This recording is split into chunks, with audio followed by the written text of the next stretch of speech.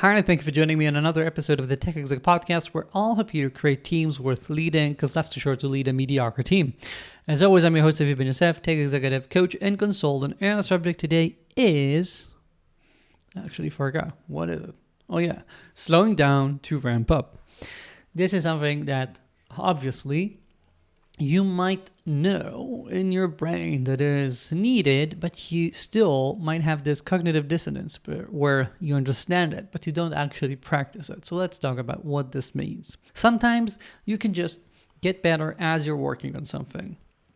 You don't have to take any extra time or any extra precautions or any extra work in order to get better at something. It just is in alignment with whatever you're doing. You're working on something and you're improving.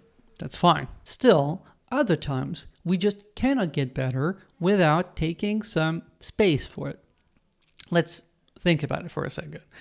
A lot of times improving, if it's just about doing better what we're already used to doing, it just might be, okay, I'm going to continue and, maybe think about it a bit more, have a retro, whatever. That's fine. We're going to get better at doing it. If I'm using a tool and I'm learning the shortcuts or I'm learning a new programming language and I'm using it every day, I am probably going to just get better as I'm working on it. However, sometimes the improvement that we're seeking is not just a linear improvement of just going to get better for whatever I'm doing.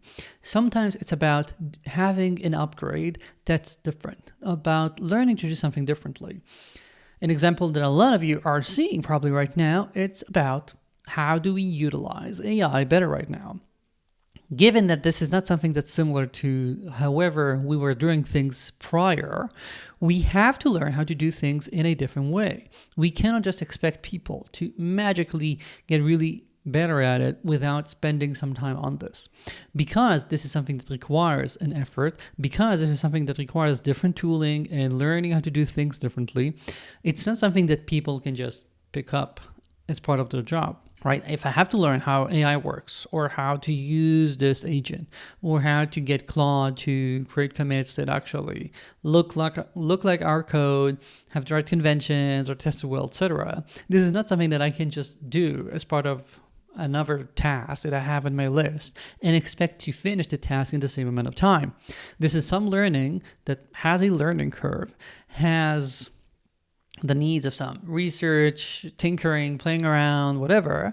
And therefore, I cannot just expect me or my employees to do that without harming whatever they were already doing, without expecting them to keep working at the same rate. However, you can probably understand that while this will harm this specific task or this specific sprint, on the long term, this is the right thing to do, right? If people always told themselves, no, we cannot change what we're doing because we're so busy working, they would still be using punch cards because learning assembly would take too much time, or learning C would take too much time for someone doing assembly, and the list goes on. We have to take some time, and if we don't do that, and I just quoted this cliche to a client last week. It's like those people who are so intent at chopping that tree that they keep slashing at it with that dull axe for hours, saying, no, sorry, I cannot take an hour to sharpen my axe. I gotta keep, trying to take down this tree. I cannot waste a minute. This is exactly that. Sometimes you have to let your team slow down to ramp up. Sometimes we have to give us this space of experimentation, of letting the learning curve out before expecting things to get back to where they were before and even better. If you don't do that, you're going to get stuck in those local maxima. Your team will never get substantially better than where it is right now. And as we said at the beginning of this episode, you want to create a team worth leading, a team that is better every month than the month before, a team that adjusts to the way things are changing in our industry, which was always true and is even more true in the past couple of years or so. And therefore, you have to provide your team with this wiggle room, with the ability to keep learning, reinventing itself, and trying new things, and setting the right expectations to help them understand that, yes, we will be taking a bit more time to do something, but we will find a way to do it like professionals, like you expect a doctor, to remain up to date about whatever research and new ways of doing things that are being discovered, even though they have a calendar filled with appointments. Or like you would expect, I don't know, a technician that comes to your house to know that, okay, yes, dryers now usually use those heat pumps and whatever they were using 5 years ago, etc. I expect people to remain up to date, even if it takes away some of their progress today. Because at the end of the day, in the long term, we have to learn and improve and try new things, and maybe some of those won't work out, but that's the only way to ensure that we escape the local maxima, the current high point that we're at right now, to jump to the next level.